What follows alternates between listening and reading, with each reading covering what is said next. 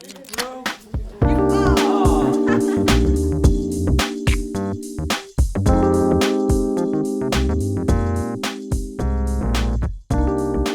welcome back once again. We're at the Brass Monkey podcast, and we're taking you behind the scenes with some of the latest and greatest to grace the stage of one of the most iconic venues we have, not just in the Shire, but in all of Sydney. We're celebrating Christmas, we're celebrating the holiday season. It's time to get a little bit funky. Go take us to Funky Town, maybe take us back 10, 20, 30, or, in some cases a bit longer for us all. Then we've got Jason from the never-ending 80's band. They're regular features at the Brass Monkey, and they've got a great show coming up there Saturday, 21st of December, just before Christmas. So it's a Christmas party. It's the 80's versus the 90's, and who better to talk about it than Jason from the band. Jason, welcome to the podcast. Thanks for your time today. Thanks for having me, Adam. Mate, we're going to jump into the band in a second. Tell me a bit about your musical legacy. Where did you first decide that music was for you? Did you pick up a guitar, or what was your first introduction? I grew up in a very musical family. Both my parents met in the theatre, and I grew up in WA, where music was just a huge part of our lives. My brother went to the West Australian Academy of Performing Arts and studied musical theatre there, and I followed in his lead. My sister runs a theatre school there, so it's always been a pretty... Performing and music has always been a part of our lives. I myself went to the Academy of Performing Arts a few years after my brother. I also studied musical theatre, although musical theatre was never really the path that I was walking. I wanted to do acting and I wanted to do music, and both of those together kind of resulted in the path that I'm on now. How long has the group been together for? So in February next year, it'll be the 10th anniversary of the band. So it was, I believe, February 15th that we first performed in 2015. Yeah. It might have been the 4th. It was around Valentine's Day, 2015 is what I remember. 10th anniversary plans underway? Yeah. We're very excited about celebrating our 10th anniversary, and we're going to, I think, focus a lot on that over the next sort of 12 months. Hopefully, there's been a lot of talk, in fact, since 2020. In fact, since 2019, we were talking about doing an all 1989 show, a sort of 40th anniversary style show. Still haven't even spoken about that for next year's, and there's not really even on the cards. I'm really just talking out of school. But I think we'll definitely be revisiting a lot of songs that we used to do in the show that have maybe fallen off over the years. But it's always fun messing around with the show and bringing new things in. And 1985 was a fabulous year for music in the 80's, and so it'll be exciting to try and look at a few of the songs there. So add them into the show. So while we're celebrating our 10th, the 85 will be celebrating its 40th. 40th. You said out of school there. Where did you get the photo to dress like that? Because that's what I'm pretty sure I wore that to the 1986 disco at the primary school. I had the Ghostbusters shirt on, and Target didn't have the black one left, so I had to have the yellow one. God forbid. I had the fluorescent glove on, and it wasn't a good look. People have been paid to put those photos into a safety deposit box somewhere for the future. But mate, where does your inspiration come from for this 80's period? So when we first started, I was a huge fan of Adam and the Ants. The first vinyl I ever owned was Prince Charming. So I dressed very much along the lines of Adam and the Ants when we first launched. But then we don't play any Adam and the Ants because a lot of people love the idea of Adam and the Ants, but don't really like a lot of the songs. And Ant music, while being an amazing song and would work incredibly well for Adam when he's doing his shows, for us, it's not as dancey a track as you'd like. And so a lot of that music fell by the wayside.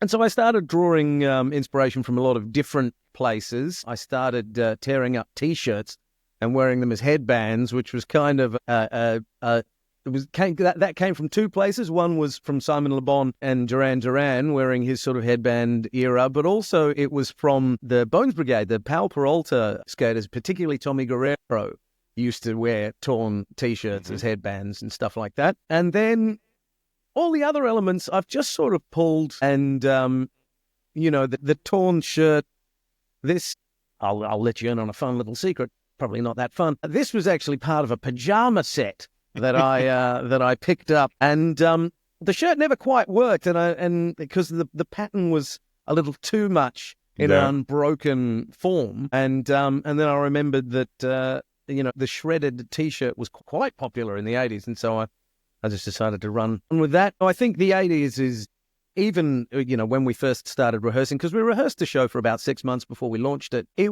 was absolutely that moment of stepping into my purple zone. It was. I think I'm mixing metaphors there, but it was. I actually remember saying to someone while we were rehearsing, if my 15-year-old self saw me now, he would think I was awesome because of what I'm doing. Now, my 20-year-old self would have thought I was an absolute dag, and, God knows what my 25-year-old self would have thought of me, but it wouldn't be flattering. But 15, he's on board. It's a happy balance. It's a happy hybrid between, it's almost like your outfit and the music itself. It's a hybrid between, the late 70s and then the disco, and then taking us into the the wave, the funk, the punk, all the different elements that come, and then heading us towards the god-awful 90s period with the boy bands and so on came out. But do you have, 80s music, you talked before about things like, it's the 40th anniversary and we're going to celebrate the 89 and the 85, and it sounds like you're talking about a wine. Whereas the difference is that these songs, they don't age in value insofar as a monetary value, but they certainly age in value for those of us who are born and raised in that period. But not only then, because it brings back such flooding memories, but do you see then not just the people from that era, but also young people then coming to celebrate and embrace this music as well? The people who weren't even born when these songs were made? Oh, absolutely. And that was one of the things we noticed early on. Even at the first show that we did, we looked into the crowd and we had 18-year-olds dancing alongside 80-year-olds. The music, I remember doing a show with another band, and we did a show at a high school for some high school kids, and I wandered out into the crowd while singing Ice Ice Baby, and they all knew all of the words. Yeah. And I was like, how do you guys know this? And because it's beyond, it's just a great song and it's timeless, because, there are plenty of great songs that we all love and stuff like that, but it's ingrained in them. And they pointed out to me, it's what our parents listened to. So we grew up listening to this music. And so their love of that music, so basically the love that we had growing up in the 80s has gone down to the next generation. And their love of that is carrying over. But also it is, in terms of a musical period, in terms of a flashpoint of music, there really is nothing else like it. And there are a lot of reasons, I think, behind that. One of the ones that I talk about quite a bit was that it's kind of the last period in history where pop music wasn't disposable. It wasn't viewed with the same contempt that it would come to be viewed in later decades. And so you had genuinely talented musicians, educated musicians, writing complex pop songs. I think one of the things that fell off subsequently, and why pop music is kind of viewed a little derisively now, is that the complexity of a pop song fell off, because they went, well, what people want is, an easily repeatable pattern and nothing too complex. You don't want complex in your pop music in the modern era. And not to be disparaging to contemporary pop music, because there are still some amazing pop songs and there are amazing producers working in that field, but it stopped being, in many respects, pop music stopped being the world of the musician, and it became more the world of the producer. And you already saw that happening to an extent in the 80s with like Kylie Minogue and stuff like that. These bands were still, Stock Aitken Waterman were starting that cookie cutter approach to pop music. But it was still existing in that same world where complex melodies, chord progressions, time signatures, that's what you were going up against. And so you had to bring that. I think because you had the songwriters themselves still, like the Bonds and the guys from Spandau and Tony Martin, and so they were songwriters. Absolutely. Whereas now we have songwriters who, let's be honest, a little bit manufactured. For example, I remember a couple of years ago, Beyonce won Song of the Year, and they said writers are, and there's 14 songwriters on one song. And it's like, and I how could do be 14 people write a 2-minute 30 song? It's remarkable. It's incredible, and I might be wrong in saying this, but I'm pretty sure I read it. Like, a number of those songwriters were jingle writers. Yeah. And it's that psychology. It's the jingle psychology. It's Yes. You said before, like, disposable. And yeah. I thought that's a great word. Yeah, it's absolutely disposable, and it's there to be earworms. What they're trying to write now is earworms rather than songs. Yes. Yeah, exactly. Get that hook. And what you find is a lot of the time, hook is a loop or a sample from a song from the 80s. Isn't so, you know, someone's Absolutely. redone, you know, there's several country versions of I Want to Dance to Somebody. There's Yeah. a lot of hooks coming from all that. And Will Smith in his heyday, before he punched people out at the Oscars, you know, he was taking a lot of hooks from that late 70s, early 80s sort of thing and so on in his mixing when he was with Jazzy Jeff. So I'm going to ask you, we always have this favourite child argument and so on about what your favourite song is. Do you have a favourite song, or does it depend on the venue, the night, how you're feeling? Where does that come from? In terms of during the show, or just my That you favourite like to 80s perform? song? Yeah, no, you that like I to like to perform. It does change. It's funny because one of my favourite songs to perform at the moment, we do All Fired Up, which I don't really sing in at all, but I play guitar in it, which I really quite enjoy because playing music rather than, you know, singing, that came later in my life, apart from a little bit of piano when I was growing up, where the teacher told me in no uncertain terms that I would never be a pianist, which is why I now bust out the guitar from time to time. But All Fired Up is it's one of those things where, just pause for the enormous truck driving past me there, I guess, where, sorry, it's ruined my train of thought. I'll come back to it. What was I saying? So we're talking about All Fired Up and how it's... All Fired Up, yes. You don't So the actually thing play it, is, when you're singing a song and you're performing, singing the song and performing the song, you have a lot going on in your mind. You've got the lyrics, you know, a lot of it's muscle memory and stuff like that. But when you are singing, you know, you're worried about your singing technique. You've got all of these things in the picture.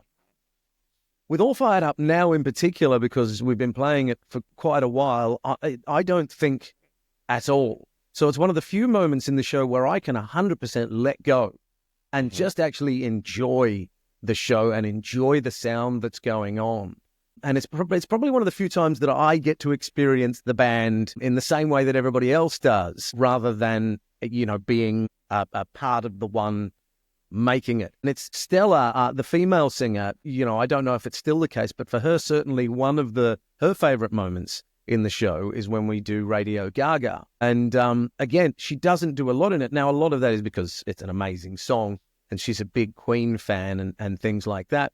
But I think it's not a coincidence that for the two of us, our favorite moments in the show are moments where we're performing less and it's the other singer's responsibility. Which, you know, I haven't given that an awful lot of thought, but it does seem to coincide for me. I just think it's a strange coincidence. I always remember I was reading a few weeks ago, they're saying, like, because obviously we get Christmas, we get Live Aid comes around one more time. I think it's they've redone the 40th anniversary. And they were saying, like, Geldof wanted to raise £1 million, you know, for Live Aid. Probably had in his back pocket. And they said when Radio Gaga came on in that 3-minute 12 bracket, people donated up until that throughout the day, £154,000, nothing. That was so short of their target. In the 3 minutes Radio Gaga came on, £1 million came through the hotlines. You know, that had that raising, that spiritual, that, you know, I mean, that 26 minutes and 14 second set being played there is just such a legendary thing. But to know that one song raised people, that the clapping, and Brian May said he made these songs for the people to be part of the show. Yeah, you know, it just stirred people up so much. That's watching on TV. You got to know what they did live, but so we're heading down towards the Brass Monkey, Saturday 21st. It's the 80s versus the 90s. It's the heavyweight title. It's the fight for the ages. What are we going to have? We're going to have, obviously, your 80s set, but then what's the 90s going to bring? Are you torn between your favourites, or are you excited to try something different? Or are you going to be on one side and Stella on another? What can we expect from the show? So the way that we run the show, we decided we wanted to incorporate some of the 90s. One of the things, we actually also run an entire 90s show as well. We started doing that because one of the things that we did notice was that a lot of people's, their association with the 90s is grunge. It's grunge, it's rock. And like the thing is, even though I was saying the 90s is when pop music really started to drop off, you still had some incredible pop music. And we do really focus. So one of the other things that happened when we started the show was that we noticed that our shows were 80% female, which was really unusual for all of us that have been performing in live music for so long, you know, to have such a strong female audience, which makes it, you know, a really enjoyable experience. But it does mean that we do tend to focus a little pop heavy. But it's great because it gives an opportunity to put the pop music from the 90s up against the pop music from the 80s. And we've been doing the 80s versus 90s show for almost as long as we've been doing the whole show. And the 90s are yet to win the battle, which is part by design because we are the never-ending 80s at the end of the day. But also, it's just, we thought we could do an 80s and 90s show, but then we decided that it would be more fun to put them up against each other and let the audience decide who produced the better pop music, which decade gave us the better pop music. And that's been evolving over time. I'm still very much of the 80s, and for me, possibly yourself, also. You know, by the time the 90s came, pop music, I was done with pop music. So that's actually been kind of part of the fun of doing, you know, the 90s things, is discovering some of these pop songs that I had gone, no, not for me, that I now actually really quite enjoy. I love some of the sort of, I'm looking at their sort of review here, is looking at some of the, I suppose, the fights we're going to have, you know, Backstreet versus Bon Jovi, you know, Material Girl versus the Spice Girls, you know. It's, you know, I'm just a girl versus girls just want to have fun. There's going to be so many great things. But I think I've seen your show before, and I don't think it's a show where people sit there and go, Insta, because they're too busy having a good time. They're too busy smiling. You know, they're too busy just enjoying, and they're anticipating what song's going to come next. They can dance, they can sing.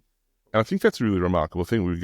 I'm sure yourself, you go to so many shows and people just sit there on their phone, you know, or I saw the Killers the other night, and everyone just had their phone up during the whole thing. And it's like, you're missing the whole show, and you paid $200 for the ticket. So, and I think at your show, and I've seen, you've played some big rooms that I've seen too. It's a thing where people are having such a good time that they're not worried about their phone. But I will tell you, they are talking about it the next day at work, which is really that old water cooler thing. So I think that's, you've captured something special, and that's the great part. And at a time when it's Christmas, where that's the weekend just before Christmas, don't worry about going to the shops. If you've got a work function, if you've got a family gig going on, get them out there. Brass Monkey's not the biggest venue in the world, but geez, it can be certainly going to be a place for a great night when we get together. JC Hollywood, Stella, the rest of the gang from Never Ending 80s. And again, it's the Christmas party. This is the last gig before Christmas, I assume, yes? Yes, yep. Yeah, last gig before Christmas, so it's going to be a bit of a celebration. Another great year. Tickets now on sale. We're going to put the link in there. Last question. Thank you so much for your time. But last question. Firstly, two questions. Are there any Bonnie Tyler songs? I'm a Bonnie Tyler fan. Are there any Bonnie Tyler songs? There probably is, and I just can't think of it off the top of my head. When we catch up, I'll tell you a very funny Bonnie Tyler story, which I won't tell on air. It's not unsuitable, but it's a very good story from when she toured here many moons ago. And she's on tour as well at the moment with Boy George, Bonnie Tyler, Tony Martin from Spandau Ballet, Starship. They're all coming up and doing Hunter Valley in January. So again, they're copying your lead, mate. They're following your lead from the 80s. So it's a bit of a Christmas theme. I'm going to ask two questions again. So yes or no? Is Die Hard a Christmas movie? Yes or no? Yeah, absolutely. And there's no absolutely good. That's good. Fantastic. And my very last question, and thank you so much for your time. What's it feel like to be Jason Cruz when you walk on stage as part of this show? Well, I would say Jason Cruz walks out the door when I walk on stage, and JC Hollywood steps in. It is one of those things where, you know, JC Hollywood as a character is so much more. He is my 80s fan embodied. He is all of the nonsense and the pomp and ceremony of the 80s, the over-the-top nature of the 80s. And I think, and I'll be honest with you, and I don't mean to give you a long answer to a short question, but one of the things that I think has always been successful about our show is that it's done with the utmost respect for the 80s. You know, we do not look at the 80s as being a daggy time or a ridiculous time. we view it with absolute love. And so what it feels like when I step on stage is an absolute joy in the celebration of music that shaped not only me, but shaped the lives of an entire generation. Yeah. And I think that respect and that concept around, I've seen plenty of shows where it's mocked, and, I saw a show a few weeks ago and a guy puts on the fake rubber wig and does US forces, and it's like, it's been done so many times. It's not even well done. It's just frustrating, and it's not even vaudevillian almost, and that's why there's 10 people in the crowd. Well, I think whereas you show the respect to the audience, because quite right, these songs mean to someone. You've got people who've been married there, children and so on, their song or might have been there and so on. So I think because you have done a full production into it and so on, that's why the crowds keep coming back, and that's why the crowds are going to pack us out Saturday, 21st of December. Tickets now on sale. JC Hollywood, thank you so much for your time. Thank you so much for the music. And we'll catch you down at the Brass Monkey in a couple of days' time. Look forward to it, Adam. Thank you so much.